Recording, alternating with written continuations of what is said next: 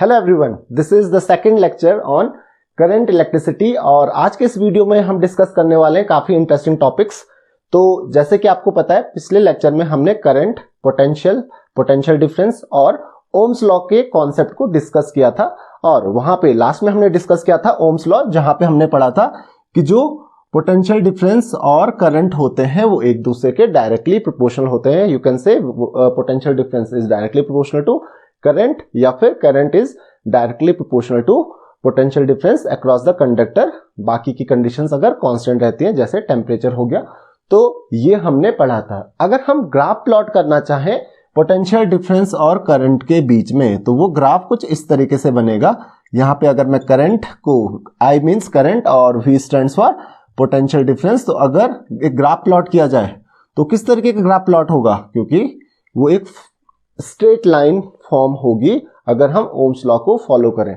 अब ये ohms law को ना हम एक्सपेरिमेंटली भी वेरीफाई कर सकते हैं। एक्सपेरिमेंटली कैसे वेरीफाई कर सकते हैं हम, तो उसके लिए हमको कुछ नहीं चाहिए होगा, उसके लिए चाहिए होगा हमको एक सर्किट। एक सर्किट में आपको पता है हमको चाहिए होगा एक रियोस्टेट। सबसे पहले ध्यान रखिए, हमको जरूरत पड़ेगी एक रियोस्टेट की, तो ये मान लेते हैं एक रियोस्टेट है। उसके अलावा बैटरी तो चाहिए ही होगी सर्किट में, उसकी हेल्प से हम करंट फ्लो कर सकते हैं। तो एक हम यहाँ पे यूज करेंगे बैटरी। बैटरी के साथ एक आपको की भी चाहिए होगी, जिसको आप ऑन और ऑफ उसको कंट्रोल कर सकते हो कि कब करंट फ्लो करना है, कब नहीं करना है। उसके अलावा आपको क्या चाहिए, एक रेजिस्टेंस चाहिए होगा, जिसके अक्रॉस आपको क्या पता करना है, पोटेंशियल डिफरेंस पता करना है। तो एक हम यहाँ पे रेजिस्टेंस लगा देते हैं। तो ये क्या हो गया, और इस रेजिस्टेंस को आप कनेक्ट कर लीजिए आपके रियोस्टेट से। अब अगर आपको करंट कैलकुलेट करना है तो करंट आप यहाँ पे लगा दीजिए एक अमीटर। तो एक अमीटर भी लगा देते हैं सर्किट में, जो कि हमको क्या करके देगा, करंट कैलकुलेट करके देगा। और पोटेंशियल डिफरेंस किस चीज से कैलकुलेट करते हैं हम, वो करते हैं वोल्ट मीटर से। तो पोटेंशियल डिफरेंस किसके अक्रॉस कैलकुलेट करना, मान लेते हैं इस रेजिस्टेंस का, इसका जो रेजिस्टेंस है वो है R, तो इसके अक्रॉस हम एक वोल्ट मीटर लगा देते हैं। तो ये आपका पूरा एक सर्किट बन जाएगा, जिसको आप हो सकता है लैब में भी परफॉर्म करोगे सेम टेस्ट। तो ये क्या है, एक एक्सपेरिमेंटल वेरिफिकेशन है ओम्स लॉ का, जो आपको ये बता के देगा कि ओम्स लॉ क्या होता है। तो आई होप कि आपको ये चीज समझ में आ गई होगी, ओम्स लॉ क्या होता है और उसका एक्सपेरिमेंटल वेरिफिकेशन कि क्या इसी तरीके का ग्राफ सच में बनता है, एक्सपेरिमेंटली भी बनता है, ये आपको इस एक्सपेरिमेंट से पता चल जाएगा। तो ध्यान रखिए, दिस इज योर रियोस्टेट। तो RS से डिनोट कर सकता हूं इस रियोस्टेट को। ये R आपका रेजिस्टेंस हो गया, ये जो बैटरी हो गई, और इसके अक्रॉस ये, क्योंकि करंट फ्लो होगा तो ये अमीटर जो है करंट को मेजर करने के लिए है, और को मेजर करने के लिए कौन सी चीज हमने यहाँ पे लगाई है, वोल्ट मीटर लगाया है। तो आई होप कि आपको इतना समझ में आ गया होगा। अब हम क्या करते हैं, ऑब्वियसली हम करंट और वोल्टेज के बीच में ग्राफ प्लॉट करते हैं। तो हम करंट को रेगुलेट कर सकते हैं किसकी हेल्प से, रियोस्टेट की हेल्प से। क्योंकि आपको पता है कि करंट अगर आप बढ़ाओगे, क्या, क्योंकि रियोस्टेट क्या करता है, रियोस्टेट आपको वेरिएबल रेजिस्टेंस प्रोवाइड करता है, यानी कि रियोस्टेट में आप रेजिस्टेंस चेंज कर लेते हो। तो अगर रियोस्टेट का आप रेजिस्टेंस चेंज करते रहोगे तो उससे पूरे सर्किट का जो करंट है, क्योंकि रेजिस्टेंस चेंज होते जा रहे हैं तो करंट भी चेंज होती जाएगी। तो करंट को रेगुलेट करोगे, और करंट किसके डायरेक्टली प्रोपोर्शनल होती है, पोटेंशियल डिफरेंस के। तो पोटेंशियल डिफरेंस भी किसके अक्रॉस, इस रेजिस्टेंस के अक्रॉस चेंज होते जाएगा। बाकी बैटरी का पोटेंशियल डिफरेंस नहीं कैलकुलेट करना हमको, रेजिस्टेंस के अक्रॉस पोटेंशियल डिफरेंस हमको देखना है। तो वोल्ट मीटर भी मैंने इसीलिए इसी के अक्रॉस लगाया है। तो जब आप ग्राफ प्लॉट करते हो, मान लेते हैं ये शुरू में कंडीशन थी, मतलब अलग अलग केसेस देखे आपने, शुरू पे यहाँ पे करंट इतनी थी, उस समय वोल्टेज इतना था, तो आपने क्या किया, ये ग्राफ बना दिया, पॉइंट कर दिया। फिर दूसरा केस है, मैं अलग अलग 3-4 अलग अलग केसेस ले लेते हैं, उस समय करंट इतनी थी, वोल्टेज इतना था, तो आपने एक ग्राफ प्लॉट कर दिया। अब जब आप एक ग्राफ प्लॉट करते हो इस तरीके से, तो यहाँ पे आप देख सकते हो कि मान लेते हैं अगर फाइनल को भी मानते हैं, इनिशियल भी मानते हैं, तो आप कह सकते हो यहाँ पे V1, या फिर ये हो गया आपका I1, और ये जो टोटल है ये V2 हो गया, और ये टोटल क्या हो गया, मान लेते हैं I2 हो गया। तो आप कह सकते हो कि जो रेजिस्टेंस है वो V1/I1 कह सकते हो, या V2/I2 भी कह सकते हो, करेक्ट। तो V1/I1, अगर इस एंगल को मैं थीटा मानूं तो tan थीटा हो जाएगा V1/I1, या V2/I2 ये भी क्या हो जाएगा, tan थीटा हो जाएगा। तो ये, इसको मैं ये ट्राइंगल भी लूंगा मैं, तो सेम रहेगा। अगर ये थीटा है तो ये एंगल भी थीटा बनेगा। तो ये डिस्टेंस कितना हो जाएगा, यहां से ये डिस्टेंस देखिए, टोटल V2 है और ये V1 है, तो कितना हो जाएगा, ये हो जाएगा V2 माइनस V1। और ये डिस्टेंस देखिए, ये कितना होगा, क्योंकि टोटल I2 है और यहां से लेके यहां तक ये I1 है, तो टोटल डिस्टेंस कितना हो जाएगा, ये हो जाएगा I2 माइनस I1। ध्यान रखिए, हो जाएगा I2 माइनस I1। तो अगर मैं पॉइंट ले लूं, मान लेते हैं पॉइंट ए है, ये बी है, ये सी है, तो ध्यान रखिए जो v1 अपॉन i1 वो क्या था tan theta, v2 upon it वो भी tan थीटा था, और v अपॉन i क्या होता है, रेजिस्टेंस होता है, तो r इक्वल टू हम क्या लिख सकते हैं, tan थीटा, और tan थीटा क्या होता है, that is slope of vi curve, या vi कर्व जो होता है, या vi लाइन जो होती है, स्ट्रेट लाइन बनती है, उसका जो स्लोप होता है वही क्या होता है, रेजिस्टेंस होता है। तो आप कह सकते हो r is equal to v2 minus v1 upon i2 minus i1। आप इसको ऐसे कह सकते हो कि आपने v2 माइनस v1 क्या हुआ, that is change in potential difference, इसको हम डेल्टा v से डिनोट करते हैं, और i2 माइनस i1 यानी कि चेंज इन करंट। तो रेजिस्टेंस इक्वल टू क्या होता है, change in potential difference upon change in current भी आप कह सकते हो फ्रॉम vi कर्व। तो वहां से आप रेजिस्टेंस भी कैलकुलेट कर सकते हो कि कितना है। तो आई होप कि आपको ये एक्सपेरिमेंट समझ में आ गया होगा। अगर आपकी कोई भी क्वेरीज है तो आप मुझे पूछ सकते हो कमेंट्स में। नेक्स्ट है आपके पास रेजिस्टर्स का कॉन्सेप्ट। कि रेजिस्टर्स क्या होता है, जैसे कि मैंने आपको अभी बताया कि यहाँ पे हम एक रेजिस्टर यूज करते हैं। तो रेजिस्टर क्या है, resistor is a device which provide some resistance. तो रेजिस्टर क्या होता है, एक डिवाइस होता है जिसके लिए जिसका काम क्या होता है, जिसका काम होता है रेजिस्टेंस प्रोवाइड करना, करंट के लिए रेजिस्टेंस प्रोवाइड करना। अब आप कहोगे कि करंट जब फ्लो हो रही है सर्किट में तो हम क्यों रोकना चाहेंगे उसको, उसके लिए रेजिस्टेंस क्यों प्रोवाइड करेंगे, तो रेजिस्टर्स तो बेकार डिवाइस हो गए। तो ऐसा कुछ नहीं है, जैसे कि आपने यहाँ पे भी देखा रियोस्टेट हम यूज कर रहे हैं। अगर आप रेजिस्टेंस प्रोवाइड करोगे तो रेजिस्टेंस से आप करंट को रेगुलेट कर सकते हो। कोई फिक्स अमाउंट ऑफ करंट अगर आपको चाहिए किसी सर्किट में तो उसके लिए, क्योंकि अब जो सप्लाई की करंट आ रही है वो तो जरूरी नहीं है कि जितनी आपको चाहिए उतनी ही होगी जिस सर्किट में आपको चाहिए। तो उसके लिए हम क्या यूज करते हैं, रेजिस्टेंसेस यूज करते हैं, ताकि आप करंट को भी रेगुलेट कर सको।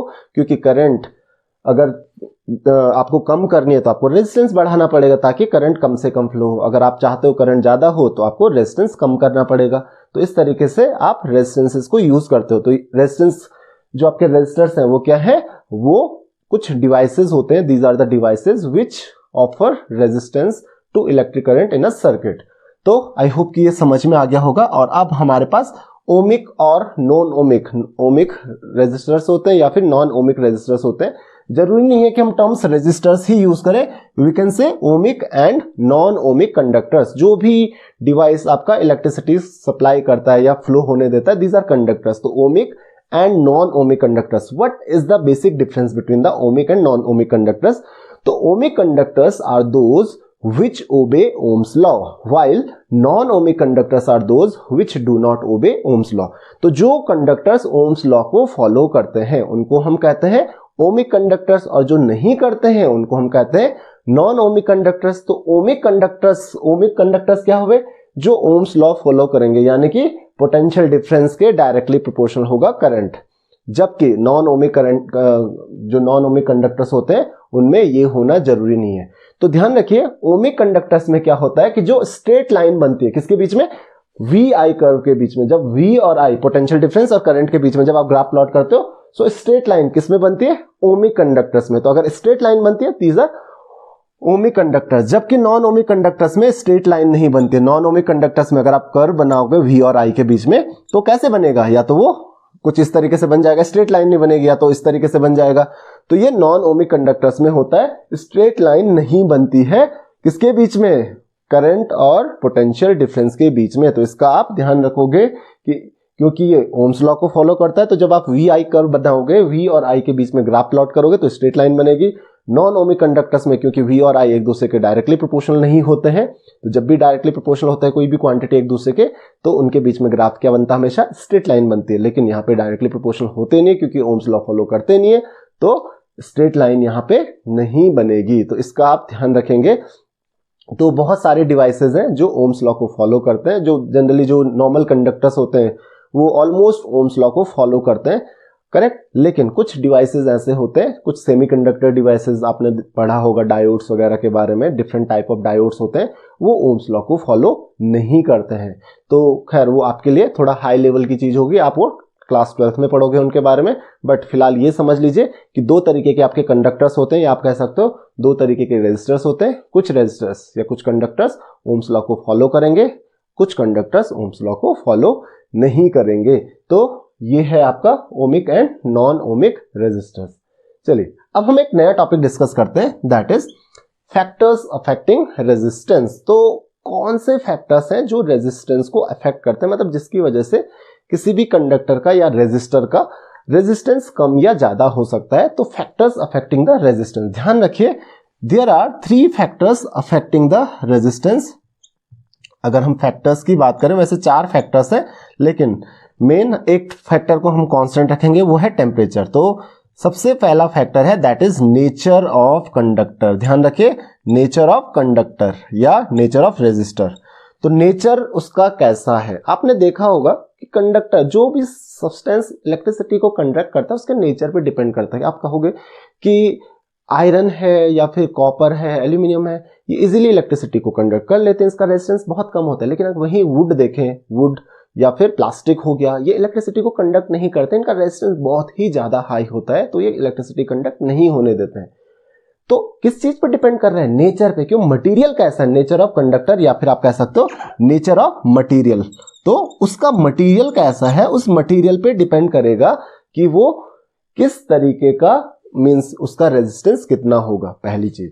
दूसरा, लेंथ ऑफ कंडक्टर। दूसरा क्या है, लेंथ ऑफ कंडक्टर। अब देखिए, नेचर तो फिक्स है किसी भी सब्सटेंस का, है ना, नेचर तो फिक्स है कि भाई वुड का नेचर ऐसा है, क्यों करता ही नहीं है इलेक्ट्रिसिटी को कंडक्ट, या फिर जो एल्यूमिनियम है उसका नेचर ऐसा है कि बहुत इजीली इलेक्ट्रिसिटी को कंडक्ट करता है। तो नेचर तो मटेरियल पे डिपेंड करता है। लेकिन दूसरी चीज है लेंथ ऑफ द कंडक्टर। अब देखिए, एक सिंपल सी चीज है, मैंने आपको रेजिस्टेंस के बारे में बताया था कि रेजिस्टेंस क्या होता है, resistance is obstacle in the flow of current. Resistance एक ऐसी प्रॉपर्टी है किसी भी कंडक्टर की जिसकी वजह से वो कंडक्टर इलेक्ट्रिसिटी यानी कि करंट को फ्लो होने से रोकता है। अब लेंथ कंडक्टर की जितनी ज्यादा होगी तो रास्ते में रुकावटें, ऑब्स्टिकल तो उतनी ज्यादा आएंगी, क्योंकि आपको पता है कि जो कंडक्टर होता है उसमें मेटल आयंस होते हैं, बताया है आपको ये चीज, आयंस होते हैं और इलेक्ट्रॉन्स होते हैं, तो इलेक्ट्रॉन्स मूव करते जाएंगे। अब जितना ज्यादा दूर, क्योंकि करंट अगर कंडक्टर की लेंथ ज्यादा है तो इलेक्ट्रॉन को उतना ज्यादा ट्रेवल करना पड़ेगा, तो जितना ज्यादा वो ट्रेवल करेगा उतने ज्यादा वो आयन से टकराएगा, यानी कि रास्ते में रुकावटें उतनी ज्यादा आएंगी। तो जितना ज्यादा आपको डिस्टेंस ट्रेवल करना पड़ रहा है, जितना ज्यादा करंट को डिस्टेंस ट्रेवल करना पड़ेगा, उतनी ज्यादा रास्ते में रुकावटें आएंगी, यानी कि रेजिस्टेंस उतना ज्यादा होगा। तो लेंथ ऑफ कंडक्टर जितनी ज्यादा होगी, ध्यान रखिए, रेजिस्टेंस उतना ही ज्यादा होगा। तो यहां पे आप कह सकते हो कि resistance is directly proportional to the L is length of conductor. तो रेजिस्टेंस, किसी भी कंडक्टर का रेजिस्टेंस जो होता है किसके डायरेक्टली प्रोपोर्शनल होता है, लेंथ के डायरेक्टली प्रोपोर्शनल होता है। एक और फैक्टर के बारे में हम बात करेंगे, that is area. Area of cross section. Cross section का एरिया क्या होता है, क्रॉस सेक्शन क्या होता है, पहले वो समझ लेते हैं। अब मान लेते हैं ये मान लेते हैं कोई कंडक्टर है, यहां से यहां करंट फ्लो हुआ, तो ये क्या होगी, this is the length of the conductor. लेकिन जिस रीजन से, जिस एरिया से करंट फ्लो होना है वो किधर से होगी, करंट यहां से जाएगी। तो ये एरिया जो है, ये आपको दिख रहा है, ये वाला एरिया क्या हो जाएगा, this is the area of cross section. तो अब एरिया ऑफ क्रॉस सेक्शन पे करंट किस तरीके से डिपेंड करेगी, तो ध्यान रखिए, या आप कह सकते हो रेजिस्टेंस किस तरीके से डिपेंड करेगा, resistance is inversely proportional to area of cross section. Resistance area of cross section के इनवर्सली प्रोपोर्शनल होता है। अब ये क्यों होता है, इसको भी समझ लीजिए। देखिए, करंट को या इलेक्ट्रॉन्स को पास होने के लिए एक वे चाहिए, करेक्ट, वे चाहिए। तो करंट यहां से पास हो रही है, करेक्ट। अब ये एरिया, इस एरिया ऑफ क्रॉस सेक्शन ये जितना ज्यादा होगा, इलेक्ट्रॉन्स उतना इजीली पास होंगे, है ना। एरिया को अगर आप ज्यादा करोगे तो इलेक्ट्रॉन्स पास होंगे इजीली। तो इलेक्ट्रॉन्स अगर इजीली पास होंगे, क्योंकि इजीली उनको वे मिल रहा है पास होने के लिए, तो इसका मतलब क्या हो रहा है, रेजिस्टेंस कम हो रहा है, क्योंकि इलेक्ट्रॉन्स या फिर करंट इजीली पास हो रही है। वहीं अगर आप एरिया बहुत कम कर दो, एरिया बहुत कम कर दो, तो बहुत कम एरिया, अगर ये एरिया बहुत कम हो गया तो इलेक्ट्रॉन्स बड़ी मुश्किल से जाएंगे, क्योंकि जगह ही नहीं है, बहुत कम जगह है। तो जगह कम होगी तो इलेक्ट्रॉन्स इजीली पास नहीं हो पाएंगे, यानी कि रेजिस्टेंस बहुत ज्यादा होगा। तो एरिया कम कर रहे हो आप तो रेजिस्टेंस बढ़ जा रहा है, एरिया बढ़ा रहे हो तो रेजिस्टेंस कम हो जा रहा है। तो आप क्या कहोगे, resistance is inversely proportional to area of cross section. ये आप कुछ इसी तरीके से समझ लीजिए कि जैसे आप गाड़ी चलाते हो।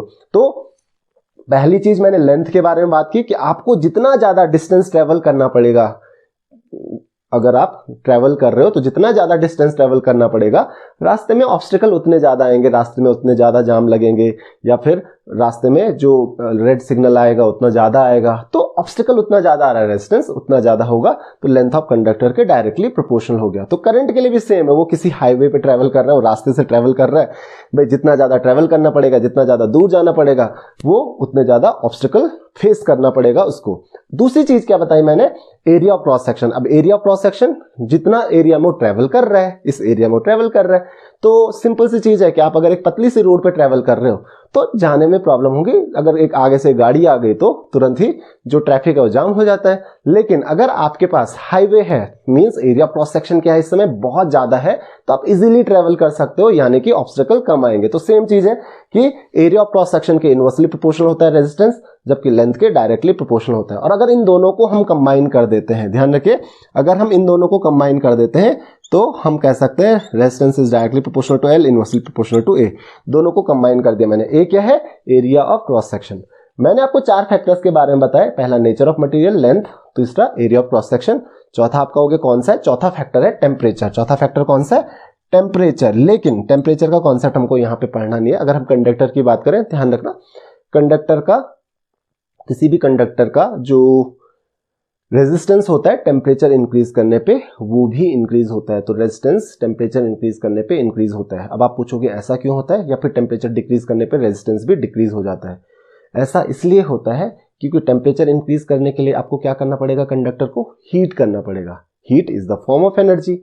वो एनर्जी किसको मिलेगी, इलेक्ट्रॉन्स को, जो कि इलेक्ट्रॉन्स उस सर्किट में फ्रीली मूव कर रहे हैं। अब इलेक्ट्रॉन्स को ज्यादा एनर्जी मिल गई तो फ्रीली इधर उधर भागने लगते हैं, क्योंकि अब ऐसा तो है नहीं कि किसी फिक्स डायरेक्शन में ही जाएंगे, वो फ्रीली, क्योंकि उनके पास अपनी एनर्जी है, तो फ्रीली इधर उधर मूव करने लगते हैं। और इधर उधर मूव करने लगते हैं तो जो कोलिजन्स है किसके बीच में, इलेक्ट्रॉन्स और आयंस के बीच में, वो बहुत ज्यादा होने लगेंगे। अब ये ज्यादा होने लगेंगे तो इसकी वजह से क्या होगा, इलेक्ट्रॉन्स के रास्ते में ऑब्स्टिकल ज्यादा आ रहे हैं, रुकावटें ज्यादा है, टकराते जा रहा है किसी भी आयन से, तो क्या होगा, इलेक्ट्रॉन इजीली नहीं पास हो पाएगा उस सर्किट में। तो रेजिस्टेंस क्या हो रहा है, बढ़ रहा है, किसकी वजह से, टेम्परेचर बढ़ाने की वजह से। तो ध्यान रखिए, टेम्परेचर बढ़ाओगे तो रेजिस्टेंस भी बढ़ेगा। तो ये आगे भी काम आएगा हमारे, तो इसीलिए मैंने आपको ये समझा दिया है। तो ये 4 फैक्टर्स हैं, nature of material, length of conductor, area of cross section और टेम्परेचर। अगर हम टेम्परेचर को कांस्टेंट रखें, फिलहाल हम टेम्परेचर को नहीं काउंट कर रहे हैं अभी, तो अगर हम टेम्परेचर को कांस्टेंट रखें तो आप कह सकते हो resistance is directly proportional to L by A, और resistance is equal to rho, इसको हम रो पढ़ते हैं, into L by A। Now this rho is proportionality constant and this rho is known as resistivity, जो कि हमारा next topic है। इसको हम क्या कहते हैं, रेजिस्टिविटी। रो क्या होता है, दिस इज अ रेजिस्टिविटी। तो अगर मैं रो की बात करूं तो रो इक्वल टू क्या हो रहा है यहां से, R into A by L। So resistivity is equal to resistance into area of cross section upon length. So how will I define the resistivity, ये रेजिस्टिविटी जो है, this is the nature of material, this defines the nature of material. Resistivity यानी कि nature of material पे depend करती है। Resistivity जितनी ज्यादा होगी रेजिस्टेंस उतना ज्यादा होगा, रेजिस्टिविटी जितनी कम होगी रेजिस्टेंस उतना कम होगा। So resistivity is the nature of the material, nature of the substance. तो किसी पर्टिकुलर मटेरियल के लिए किसी पर्टिकुलर टेम्परेचर पे the resistivity will always remain constant. Aluminium की रेजिस्टिविटी फिक्स रहेगी at a given temperature, iron की रेजिस्टिविटी फिक्स रहेगी at a given temperature. Plastic है, कोई भी सर्टेन क्वालिटी का प्लास्टिक है, या फिर आप वुड कहोगे, उनकी रेजिस्टिविटी सर्टेन फिक्स रहेगी किसी पर्टिकुलर टेम्परेचर पे। तो resistivity is the property of material, या it denotes the nature of the material. तो रेजिस्टिविटी को आप कैसे डिफाइन कर सकते हो, if area of cross section is 1 unit, length is also 1 unit, अगर मैं दोनों को 1 रख लूं, 1 यूनिट रख लूं, तो rho is equal to R। तो आप कह सकते हो what is resistivity, resistivity is the resistance offered by a substance, और you can say resistivity is the resistance offered by a conductor of unit length and unit cross sectional area. अगर 1 unit cross sectional area और 1 unit length का मैं एक conductor लेता हूं तो उसका रेजिस्टेंस किसके बराबर होगा, उसकी रेजिस्टिविटी के बराबर। तो उसका जो रेजिस्टेंस होगा उसी को हम क्या कहेंगे, रेजिस्टिविटी। अब बात करते हैं यूनिट की, what is unit of resistivity, unit कैसे हम पता करेंगे रेजिस्टिविटी की। तो रेजिस्टिविटी की यूनिट कैसे पता करेंगे? तो कैसे पता करेंगे, देखिए आपको पता है rho is equal to R into A by L. तो यूनिट क्या हो जाएगी, देखिए unit of rho is equal to resistance की यूनिट क्या होती है, ओम, इंटू एरिया की यूनिट क्या होती है, metre square, divided by length की यूनिट क्या होती है, मीटर। तो आप कह सकते हो ohm into metre square upon metre, तो 1 मीटर से आप 1 मीटर कैंसिल कर लोगे। So what is the unit, that is ohm metre.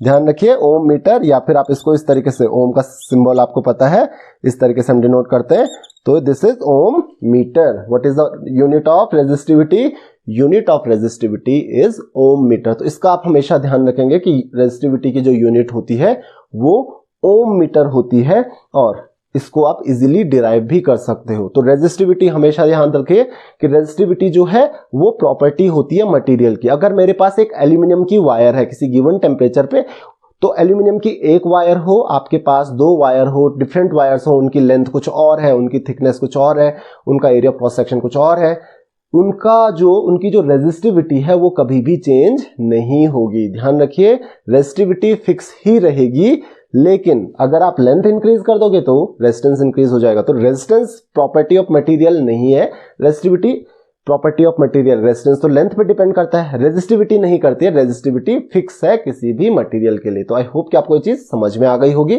कि रेजिस्टिविटी क्या है। और अगर हम बात करें एरिया ऑफ क्रॉस सेक्शन की, तो देखिए एरिया ऑफ क्रॉस सेक्शन, क्योंकि मैंने बताया कि अगर ये वायर है तो इसका एरिया ऑफ क्रॉस सेक्शन क्या है, इसका एरिया ऑफ क्रॉस सेक्शन ये वाला है। तो ये वाला जो एरिया है आप देख रहे हो, अगर सर्कुलर वायर है तो इसका एरिया ऑफ क्रॉस सेक्शन क्या हो जाएगा, इसका एरिया ऑफ क्रॉस सेक्शन आपको पता है एरिया ऑफ सर्कल क्या होता है, that is pi are square. तो आर क्या है, रेडियस ऑफ द वायर। तो एरिया ऑफ क्रॉस सेक्शन को आप किससे रिमूव कर सकते हो, पाई आर स्क्वायर से। तो आप कह सकते हो कि rho is equal to R into A by L, और you can say rho is equal to R into pi are square upon length of the conductor. तो ये भी फॉर्मूला आप यूज कर सकते हो, तो कोई बहुत बड़ी चीज नहीं है। तो आई होप कि आपको ये चीज समझ में आ गई होगी। और अब एक बहुत लास्ट टॉपिक है हमारे पास, बहुत ही सिंपल सा एक टॉपिक है, दैट इज सुपर कंडक्टर्स। नाम से ही पता चल रहा है सुपर कंडक्टर, सुपर जो कि बहुत इजीली इलेक्ट्रिसिटी को कंडक्ट करते हैं। इजीली कंडक्ट कब करेंगे, जब रेजिस्टेंस कम होगा। अब कितना कम, ऑलमोस्ट जीरो। तो what are superconductors? Superconductors are the substances which have almost zero resistance, तो which offer zero resistance। तो क्या हुआ superconductors? Superconductors basically वो कंडक्टर्स होते हैं जो कितना रेजिस्टेंस ऑफर करते हैं, ऑलमोस्ट जीरो रेजिस्टेंस। तो जिनका रेजिस्टेंस जीरो होता है उन मटेरियल्स को हम क्या कहते हैं, या फिर उन सब्सटेंसेस को हम क्या कहते हैं, सुपर कंडक्टर्स कहते हैं। तो आई होप कि आपको ये चीज समझ में आ गई होगी कि सुपर कंडक्टर्स होते क्या है। सुपर कंडक्टर्स ऐसे सब्सटेंसेस होते हैं जो जीरो रेजिस्टेंस ऑफर करते हैं, जिनका रेजिस्टेंस बिल्कुल जीरो होता है। अब आप कहोगे क्या ऐसे सच में कोई कंडक्टर्स होते हैं जिनका बिल्कुल भी रेजिस्टेंस नहीं होता, जीरो रेजिस्टेंस होता है? तो अगर हम नॉर्मल कंडीशंस में देखें तो नॉर्मल कंडीशन में कोई भी सब्सटेंस जो है जीरो रेजिस्टेंस ऑफर नहीं करता है। जो सबसे बेस्ट कंडक्टर होता है, जो सबसे अच्छा कंडक्टर होता है, दैट इज सिल्वर। तो सिल्वर बहुत अच्छा कंडक्टर होता है नॉर्मल कंडीशंस में। लेकिन अगर हम टेम्परेचर लो करें, मैंने आपको बताया था कि टेम्परेचर अगर आप लो करते हो तो उससे रेजिस्टेंस कम होता है, टेम्परेचर ज्यादा करोगे तो रेजिस्टेंस कम होते जाएगा।